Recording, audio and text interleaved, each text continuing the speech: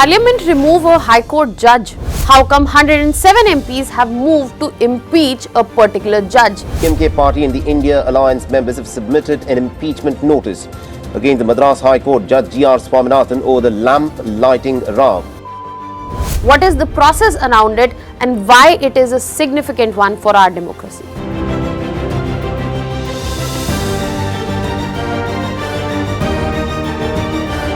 Impeachment of a judge is one of the rarest incidents that we get to see in our constitutional history.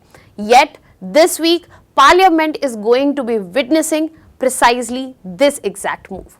Hello everyone, welcome to Vajiram and Ravi's Flash News. My name is Shubhangi Singh and today we are going to understand that why the opposition India bloc has asked for impeachment of Justice Swaminathan, what are the reasons behind it, what is the process of it, and if it has been done previously. So let us begin with understanding that what exactly has been done. So on 9 December, the India bloc, that is primarily known as the opposition bloc, in that 107 MPs, they have submitted a motion to the Speaker of Lok Sabha, Om Birla, and they are seeking the removal of Justice G.R. Swaminathan.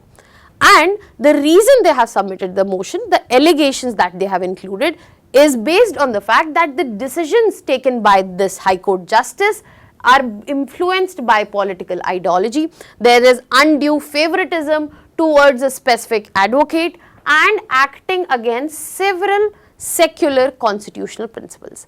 But the most important trigger point has been the controversial order that has been given by Justice G.R. Swaminathan about Subramanya Swamy temple authorities so that they can light Deepam in front at the Deepathun near a dargah. So this temple dargah controversy has been the final drop and this motion has been understood. Now in this very regard, now let's try to understand the layers which are associated with this whole process, what exactly it is and why and how it works. So starting with impeachment. So when we are talking about removal of a justice, that is where we get to hear this word judicial impeachment. So what is impeachment? Impeachment is a proper constitutional mechanism to remove High Court or Supreme Court judges for proved misbehavior or incapacity. So if impeachment is to be done, the grounds are proved misbehavior and incapacity. In this situation, you have to remember impeachment is also associated as a constitutional mechanism for removal of president, but here we are talking about judges.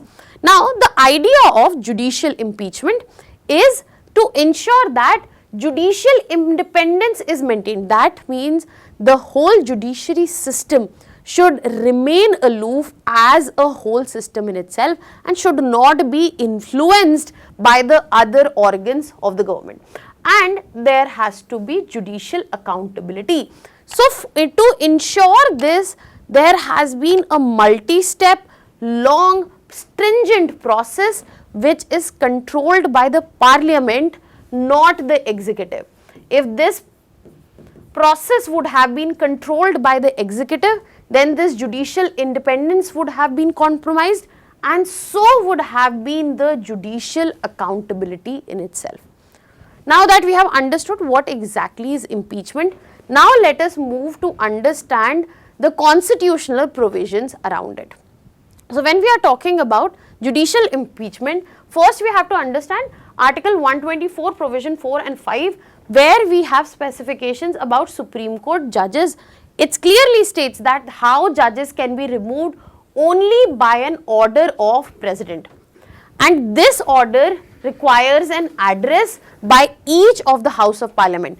That means President alone cannot act upon this order. This needs to be addressed by each House of Parliament.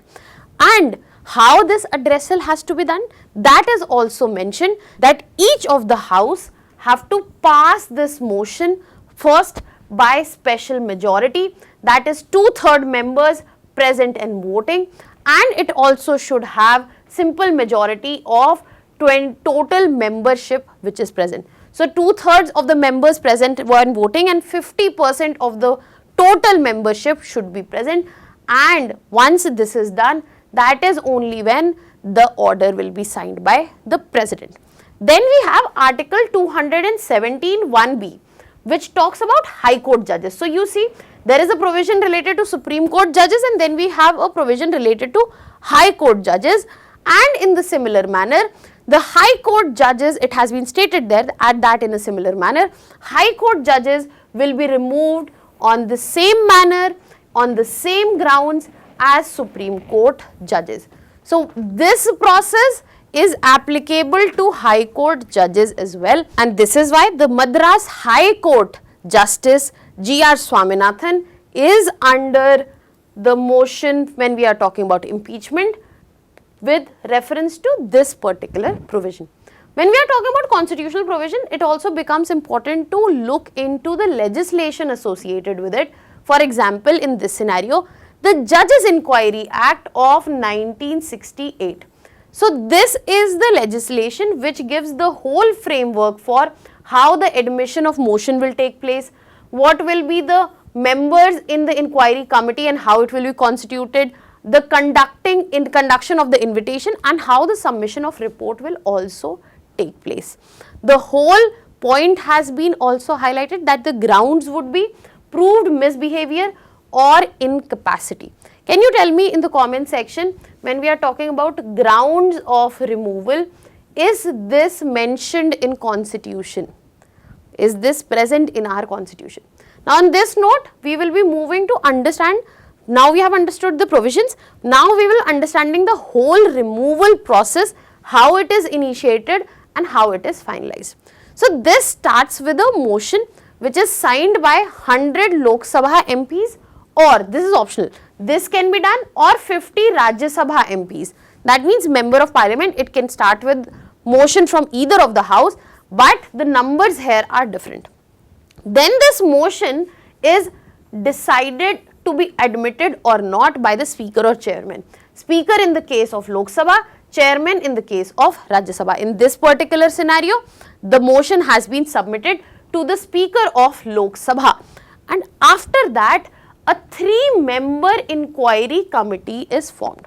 Now this was given through Judges Inquiry Act that I just talked about. After this, committee investigates the charges that have been talked about, and this is where the justice or the judge gets to defend themselves as well. After it is proven, that is when this motion which was started here, it is put to vote in the house, and each house, that means it's not optional. This is where we get to see that both of the house have to pass it with a special majority, 2/3 present and voting, and 50% of the total membership. And once it is done, this is when president issues the removal order finally. Now this is the exact whole process. This becomes very important from the perspective of your exam as well. Now I hope you have some clarity here that what exactly is the removal process. Now when we are talking about the removal process, the judicial impeachment, as I said, it is a rare occurrence that we have seen in a constitutional history, but that doesn't mean that it has not happened. Over the years, we have seen multiple impeachment attempts. However, there has been no successful attempt. For example, we have seen major cases of Justice V.R. Ramaswamy in 1993. We have seen the most recent one by for Justice Deepak Sharma of 2018. The motion was rejected at the admission stage itself. But when we talk about especially High Court judges, this occurrence has been further more rare. And in this very context, this becomes important.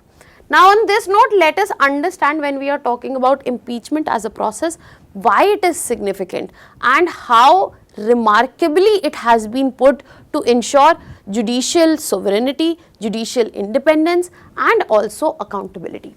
So first reason that when we talk about judicial impeachment, it is so significant is the fact that it safeguards judicial independence. It absolutely prevents any arbitrary executive removal, because executive is not the one which takes the lead in this decision at all, is not part of this process. this is a parliament oriented and finalized process. Second, it ensures accountability. It gives a proper constitutional route. If there has been misconduct, then there is a proper way to act, there is a framework which is present and which is constitutionally backed as well. And this becomes a fundamental example of institutional check and balance, where we have three wings when we talk about legislature, legislative, executive and judiciary. This is where we get to see a proper check and balance, that if anything goes wrong in judiciary, then parliament oversees it without overreaching or crossing the boundaries. Furthermore, it sets a high threshold, and that is why there is less misuse of it, because it is difficult to get into motion and get through it. That is why it is only when serious cases are there we get to see proceedings related to that. And this is what this institutional check and balance, the high threshold which limits the misuse, ensures the enhancement of public trust. This clearly signals that when we are talking about senior judges, that they are also under the radar, they are under the scrutiny, and there is a legislative backed process which can address the situation. And most of all, it maintains the constitutional morality, it upholds the rule of law, the ethical conduct, and most importantly the secular principles, which is the main point of issue in this particular impeachment in itself. Now, I hope you have some fair clarity in terms of judicial impeachment. I hope you have some fair amount of clarity in terms of judicial impeachment, because when we talk about this particular topic, it is very important from the perspective of your exam in itself, and this is a classic case which reflects judicial conduct, politics and also secular governance. What will happen to the motion, that is something that we will get to see in future, but the motion being submitted and the admission of it really shows that still the constitutional check and balance is still in place. Now, on this note, I will be leaving you with a practice question here.